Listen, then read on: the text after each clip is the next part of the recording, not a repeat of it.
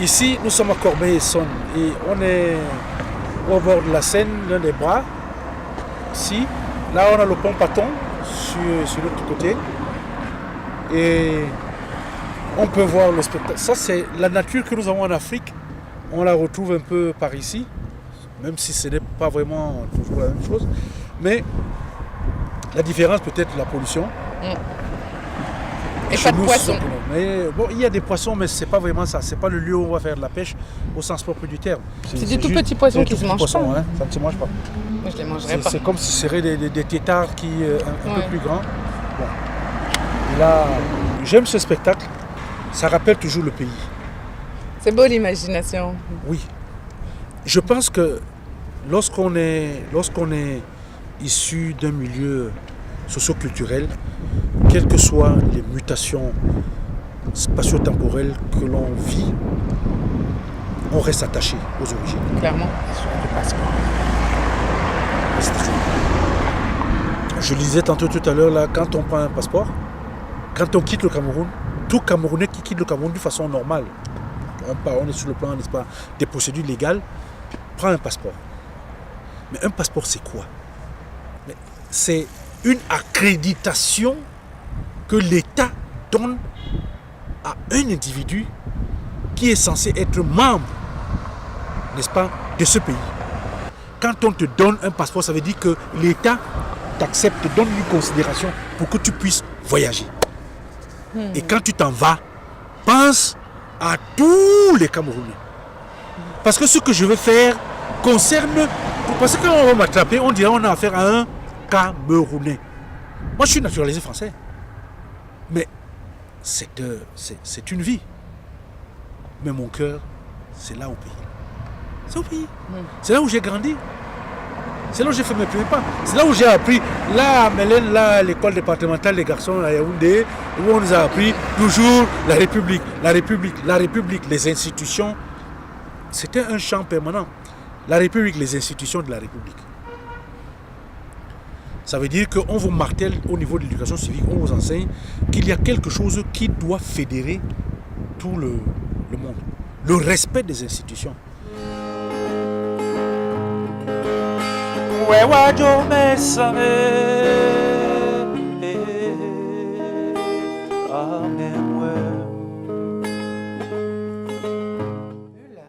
Pour vous, comme pour nous, le thème de l'unité au Cameroun, de la paix, de la tolérance, résonne aussi chez vous. Les problèmes de mixité sociale, le problème du vivre ensemble, ce sont des thématiques aujourd'hui qui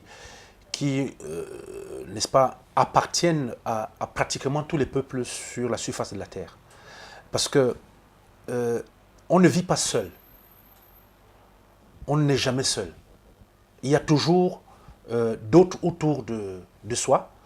Et il appartient à chaque personne qui est en face d'une autre de trouver, n'est-ce pas, le bon équilibre pour que la vie ensemble soit possible, qu'elle soit une vie agréable, même si sur le plan pratique, ce n'est pas toujours ce que l'on vit. Mais se projeter, n'est-ce pas, toujours et encore, et particulièrement pour le Cameroun, parce que je parlerai beaucoup plus, n'est-ce pas, de ce qui constitue la réalité au niveau du Cameroun, avec le regard que nous avons sur le plan extérieur. Nous sommes les enfants du pays. Être au loin, avoir pris un avion, ne change pas.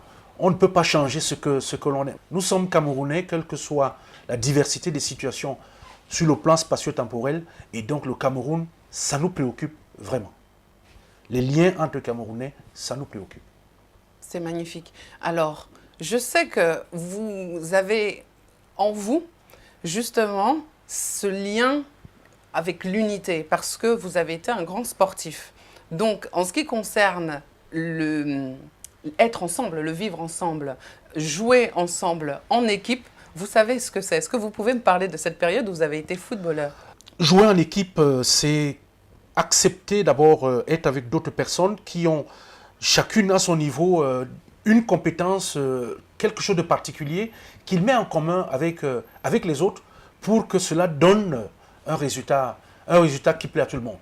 Donc, moi j'ai joué au football, j'ai été au sein du Dragon de Yaoundé, de la Dynamo de Douala, et la passion, elle se construit avec ce que chacun apporte. Parce que chacun a quelque chose. Et pourtant, nous ne sommes pas... L'un joue libéraux, l'autre avant-centre, l'autre est gardien de but, mais c'est tous ensemble. On se soutenait, on voulait toujours d'abord qu'il y ait le fair play, parce que jouer, c'est d'abord le plaisir, n'est-ce pas, d'un sport, plus loin que les questions de victoire ou de défaite, mais c'est quelque chose qui apporte, qui est bienfaisant pour la personne. Et je dis que j'ai eu plusieurs éléments qui me permettent de tenir sur la route et d'avoir toujours dans ce regard au niveau du peuple camerounais et de se dire que ce serait magnifique que nous jouions ensemble, comme moi je l'ai été au niveau du football avec la Dynamo, de voir que toute une nation joue ensemble. Mais j'aurais encore d'autres éléments à évoquer tout à l'heure sur cet aspect, n'est-ce pas, de la cohésion, du jeu d'ensemble. Au niveau familial également, je pense qu'il y a une certaine tolérance parce qu'au niveau de votre famille, justement, on vient de partout. Ouais. Donc, est-ce que vous pouvez nous parler de la diversité qui règne dans votre famille et comment est-ce qu'on fait finalement pour s'accepter les uns les autres et vivre ensemble dans l'amour? Oui, je pense que mes feux parents, à leurs âmes qui sont partis, aimaient bien à se présenter comme le Cameroun en miniature et le monde en miniature. Mmh. Parce qu'en réalité, dans les enfants que nous sommes, et certains sont décédés, nous avons eu à convoler en os avec toujours des personnes de tribus différentes. Et je suis le beau-fils des Boulous en général. C'est-à-dire que de l'Ambéti en général, ça c'est mon univers. Pourtant, je suis Bassa. Mais je me sens parfaitement à l'aise lorsque je suis dans le milieu béti. On parle, j'entends, je comprends, je peux aussi parler. Il n'y a aucune difficulté. J'ai ma sœur qui est mariée à un musulman, à un musulman, qui est du Nord, et qui a laissé le christianisme pour embrasser, n'est-ce pas, la religion islamique. Et il n'y a aucune difficulté, n'est-ce pas, entre nous. J'ai une autre sœur qui s'est mariée à un Malimba. Hein, et là également, nous sommes avec les Malimba. Il n'y a pas de difficulté. Bon, j'ai notre aîné qui est décédé, père son âme, qui était en mariage avec un Tchan, un Bamileke. Il n'y a pas de problème. Je pense que les liens qui peuvent exister entre nous ne dépendent pas, disons, de la pression des particularismes, n'est-ce pas, ethniques, mais dépendent de l'appréciation que chacun peut avoir pour un autre. Cette appréciation, ce respect, cette acceptation mutuelle doit dépasser largement les frontières. Et largement. Justement, en parlant de frontières, nous sommes en France, oui. À Corbeil-Essonnes, oui. Où vous vivez. Oui. Alors, comment est-ce que vous, un pasteur de l'église presbytérienne camerounaise, vit en France, à Corbeil-Essonnes, et comment est-ce que dans votre fonction, comment ça se passe? Je pense que nous qui venons d'Afrique, déjà, nous n'avons pas de difficultés à nous rencontrer. Parce que la mixité sociale elle s'oblige un peu en France. Quand on est en France, les règles communes, n'est-ce pas, ne permettent pas qu'il y ait un rejet, c'est-à-dire que la sphère de la religion, elle est du privé, et elle ne doit jamais s'imposer sur l'espace public. Et donc, chacun d'entre nous laisse donc cette dimension religieuse en arrière-plan pour que nous partagions ensemble ici cette laïcité, mais qui est en fait aussi une forme de religion, disons-le comme ça, qui voudrait que c'est cette religion laïque qui nous mette ensemble. Donc, pour moi, je trouve d'ailleurs cela magnifique, que la religion n'est pas d'emprise, n'est-ce pas, sur la citoyenneté, et que nous puissions partager, n'est-ce pas, ensemble. Donc, il y a beaucoup de choses que nous faisons. Ce n'est plus le pasteur, ce n'est plus l'imam, mais c'est des citoyens, tout simplement, qui ont des règles, qui les organisent, et chacun respecte. Et quand nous respectons, il n'y a pas de problème. Tout dans le respect. Dans le respect De la mutuel. différence. Le respect de la différence, tout à fait. Je vais faire encore un bond du côté du Cameroun et peut-être faire un parallèle avec la France pour vous demander quels sont, où est-ce que vous avez exercé, les différents lieux où vous avez exercé votre pastorat. Alors, pour le ministère pastoral, quand je suis reparti au Cameroun, après ma formation, j'ai commencé mon ministère pastoral en Toulin. C'est derrière Baudemacac, en partant de Boumiébel. Les soins de santé ne connaissent pas de religion. Il n'y a pas de religion protestante ou catholique. Quand on est malade, on est malade, il faut se traiter. Et du coup, nous avions un petit dispensaire en Toulin, alors que l'hôpital était à Sakbayemi, à des lieux de là.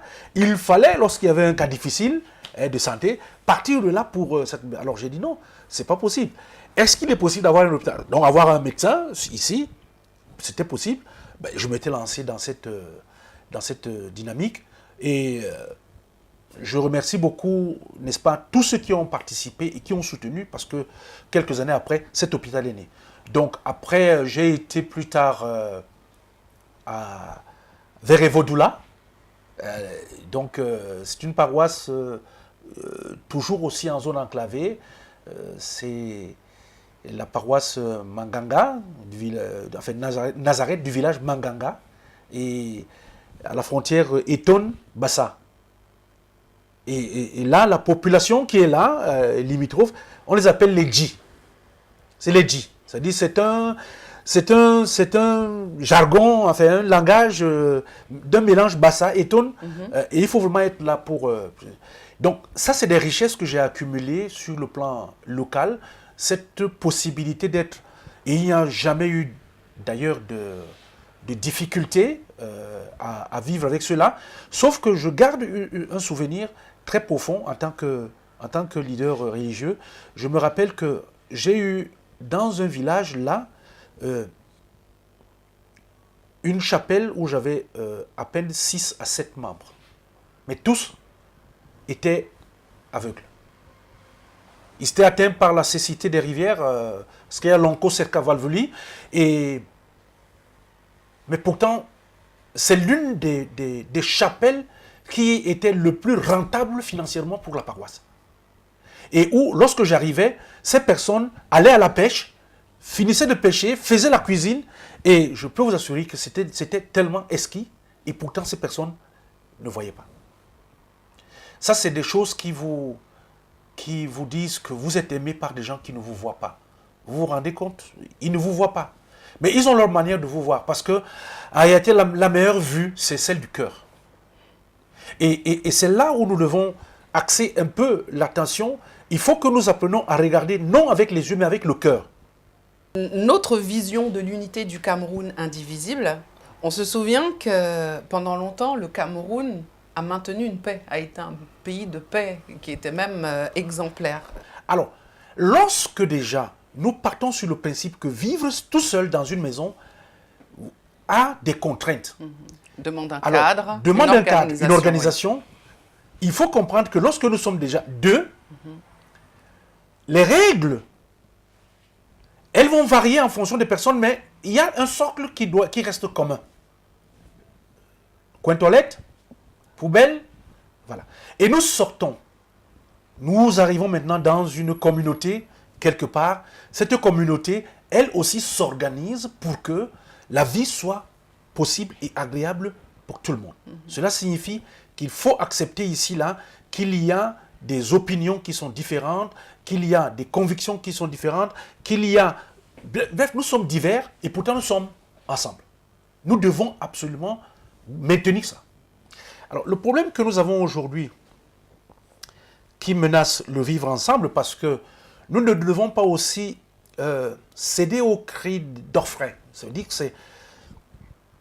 Il faut pas céder aujourd'hui au discours alarmiste qui tendrait à rendre le Cameroun aujourd'hui comme un pays où ce n'est plus possible, il n'y a plus d'harmonie.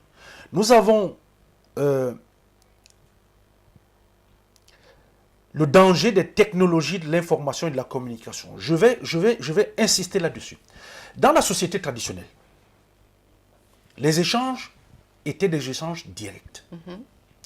Dans un village, il y a le chef. Quand il y a un souci, le chef va appeler les différents chefs de famille, viennent, on s'assoit autour d'une table, et nos tables, on va discuter pour trouver des solutions.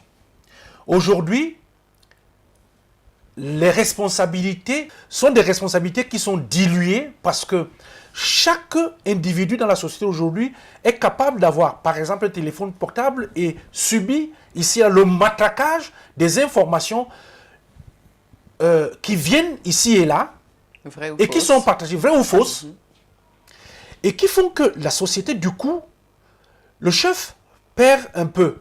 Donc, la société se retrouve maintenant alvéolisée. Je vais me permettre certains termes, hein, même si il faudra refaire le dictionnaire.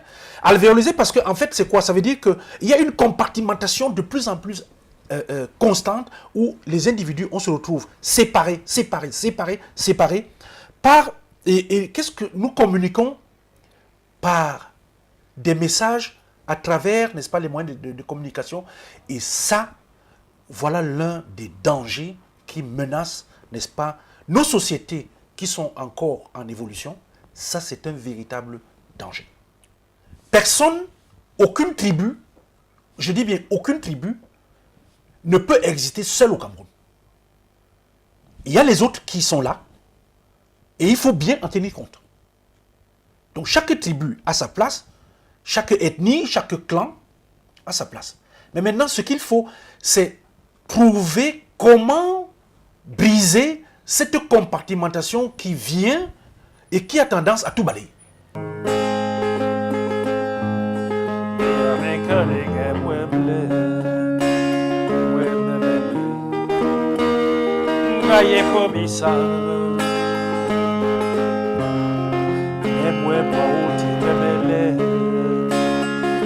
Oh, nyebe, akorazo, nyebe.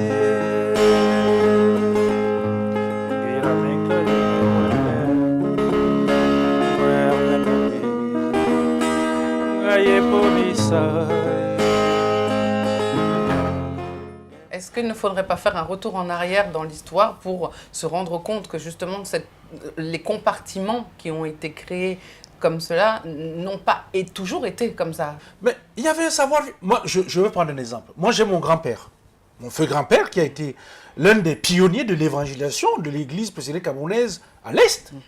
Ils sont partis, ils ont eu à rencontrer des gens avec lesquels ils n'avaient rien en commun au niveau de la... Sauf peut-être la déclinaison, ça veut dire que la langue bantou en général, où on retrouve, n'est-ce pas, au niveau des syllabes et des choses qui se ressemblent, qui permettent aux gens, et avec le langage des signes, de communiquer. Ils ont fait leur job, ils sont partis. Et là-bas, c'est l'Est, c'est les Macaïs et ainsi de suite. Moi, papa était enseignant, directeur d'école... à Yaoundé, là où il a finalement terminé, l'école départementale des garçons, nous avons appris une chose. Moi, j'ai appris de mon père la République. La République. Je n'ai pas appris autre chose. La République. La République, nous avions l'hymne national, au Cameroun, berceau de nos ancêtres, qui évoque ici, là, ça veut dire que cette passion, cette joie et ce devoir d'être, n'est-ce pas, dans la fraternité, dans tous les points de la République. Sur le chemin de votre existence, pensez-vous avoir aujourd'hui des revendications en ce qui concerne le vivre ensemble, la paix au Cameroun, l'unité?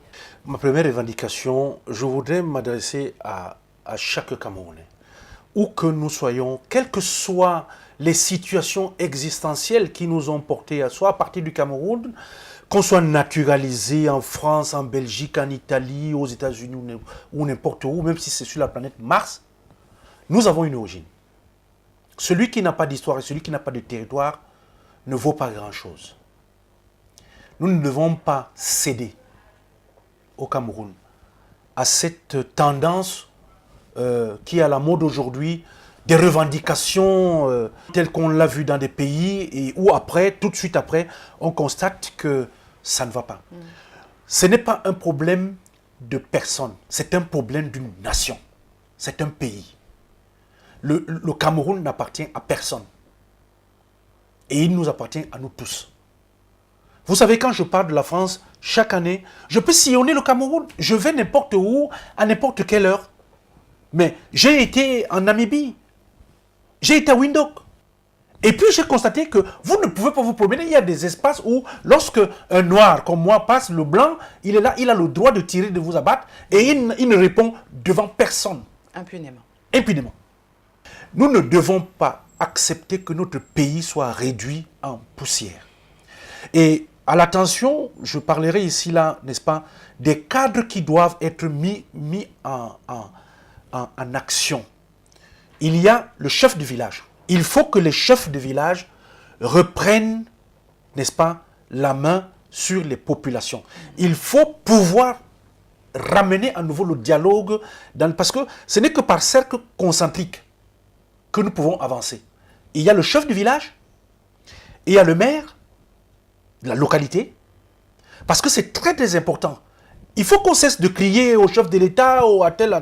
Le maire dans une localité a des responsables. Nous sommes en France, nous voyons ici quelle est la force des maires. Ce sont eux qui fabriquent la vie au local, là où nous sommes. Ensuite, nous avons les leaders religieux, les pasteurs et les prêtres. Au niveau de l'église, enfin de la UMA, de la communauté musulmane, vous avez les lamidos, vous avez tout ce que vous avez. Donc, moi je pense qu'il est important que ces différents acteurs reprennent leur rôle. Le moment est venu parce que nous sommes des responsables. Chaque pasteur doit prendre la mesure de son rôle à l'heure actuelle. Nous devons pouvoir amener le peuple camerounais, chacun à son niveau. Ce ne sont pas des prêches, mais de conscientiser ceux qui sont aux responsabilités. Nous ne sommes pas là pour juger l'État. On n'a pas à juger l'État camerounais, mais on a à discuter avec les différents responsables, attirer l'attention sur ce qui serait le mieux, qui permettrait qu'il y ait une harmonie. Et à la jeunesse, que diriez-vous? Aujourd'hui, ce serait plutôt un appel, et moi je continue à parler, c'est au niveau des mairies, d'inventer, de réinventer comment exploiter les potentiels qui viennent de la jeunesse pour permettre à notre pays d'avoir cette chance de ne plus voir que... Moi je suis en France, pourquoi je suis en France? Je suis parti. C'est des compétences qui s'en vont, c'est des choses qui se perdent, alors que le pays en a besoin. On n'est pas toujours... et je peux vous dire, c'est une confidence, tous ceux qui sont en Europe vous diraient que je préférerais être au pays que d'être en France ou en Italie et ce que je vis. Eh bien, voilà. Parce que Merci. notre pays est beau, notre pays, il y a tellement de choses. Il y a l'hospitalité qui se désagrège un peu à cause, n'est-ce pas, des situations que les uns et les autres vivent. Bon, la dernière chose, je dirais, vous voyez, au niveau, par exemple, là, de l'exercice du pouvoir. D'accord. Nous ne sommes pas, et je continue à le dire, celui qui veut accéder, celui qui veut nous diriger, celui qui veut aider le peuple camerounais, c'est quelqu'un qui doit se soumettre, n'est-ce pas, au scrutin d'une façon tout à fait normale. L'État a le droit de l'usage de la force pour protéger le droit. C'est le droit des citoyens, c'est la sécurité des citoyens, et c'est aussi la sécurité, n'est-ce pas, de notre État. Le Cameroun n'est pas à mettre en charpie. Nous disons non. Tout doit être mis en œuvre, on l'a vu ailleurs. On doit protéger la nation. Mais maintenant, cela ne relève pas simplement d'une personne qui serait, par exemple, géniale. Mais c'est de dire que chaque Camerounais doit participer au refus de l'émiettage du pays. Je dis bien chaque Camerounais. Parce que si nous ne sommes pas ensemble, alors nous ne serons plus rien. Vous savez, il y a des pays qui ont été rasés, hein, Oui. où il n'y a plus rien. Et où irons-nous encore nous vanter que le Cameroun, c'est le Cameroun s'il n'y a plus de Cameroun? Donc, c'est vraiment un appel de cœur. Moi, j'appelle beaucoup plus les responsables. En tant que pasteur, je demande à tous les pasteurs de l'église presbytérienne camerounaise, avec ceux qui sont de l'église évangélique, de l'église luthérienne, il faut que nous jouions chacun son rôle, que nous puissions accompagner les populations dans ces moments. Il faut que nous partagions l'amour du pays, l'amour du terroir. Nous avons été le creuset de la formation de l'hymne national. Cet hymne national qui est chanté, c'est l'église presbytérienne camerounaise. Ce sont les enfants de cette église. Nous avons donc cette responsabilité de tout mettre en œuvre, que ce soit ici, que ce soit au Cameroun et ailleurs. Et il faut que nous fassions vivre le message de notre hymne national. Quand on marche comme ça aujourd'hui, c'est ce que nous voulons garder au Cameroun. Marcher en toute liberté, ça veut dire que aller où l'on veut, Prendre ce plaisir. prendre le plaisir d'être dans son pays. Voilà. Sans qu'on ait crainte d'être agressé, sans qu'on dise qu'on est dans des conflits civils. Qui n'aimerait pas prendre le plaisir d'un bon moment?